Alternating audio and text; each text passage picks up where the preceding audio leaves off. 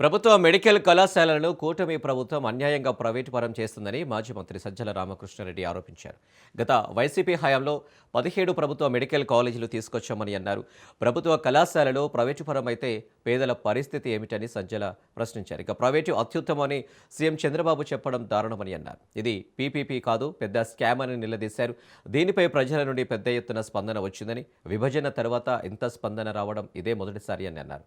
రాష్ట్ర వ్యాప్తంగా చేపట్టిన కోటి సంతకాల సేకరణకు అన్ని వర్గాల ప్రజలు స్వచ్ఛందంగా ముందుకొచ్చి సంతకాలు చేశారని సజ్జల తెలిపారు.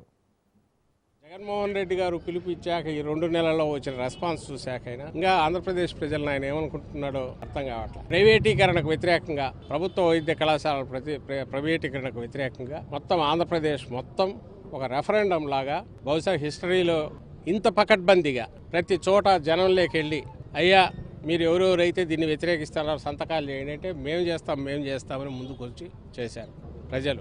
ఈ రోజుకు చంద్రబాబు నాయుడు గారు ఏమంటున్నారంటే కొంచెం తగ్గి, ఈరోజు నాకు ఆయన మాటల్లో కనపడింది ఒక ఎక్స్ప్లెనేషన్ లాగా ఏదో ఇవ్వబోతున్నాడు.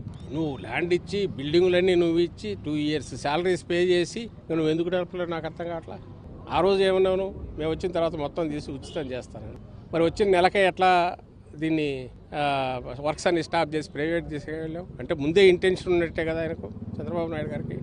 తాను ఒరిజినల్గా ప్రైవేటీకరణను అవసరం లేకపోయినా సరే సపోర్ట్ చేసి నెత్తిన పెట్టుకునే రాజకీయవాది లేదా అలాంటి ఆలోచనలు కలిగిన వ్యక్తి చంద్రబాబు. ఫస్ట్ అన్నదానికి ఇప్పటికీ మారింది అంటేనే పెద్ద అక్షరాలు చిన్న అక్షరాలు ఏదో కనపడినట్టు పెట్టాం కదా, ఇది ప్రైవేటీకరణ కాదు కదా అని సంజాయిషీ లాగా ఇస్తున్నాడంటేనే దాని ఇంపాక్ట్ పడిందని వాళ్ళకు తెలుసు. ప్రజలందరూ కదిలి సంతకం చేస్తున్నారనేది ఫోటోలు వచ్చాయి, వీడియోలు వచ్చాయి, రెస్పాన్స్ బ్రహ్మాండంగా ఉందని కనపడుతున్నప్పుడు వాళ్ళు అట్లగాక వేరే ఏమంటారు కానీ వాళ్ళకు తెలుసు ఇంటర్నల్ గా this is a massive public opinion, ఒక రెఫరెండం లాగా వచ్చింది అనేది చంద్రబాబు నాయుడు గారికి తెలుసు.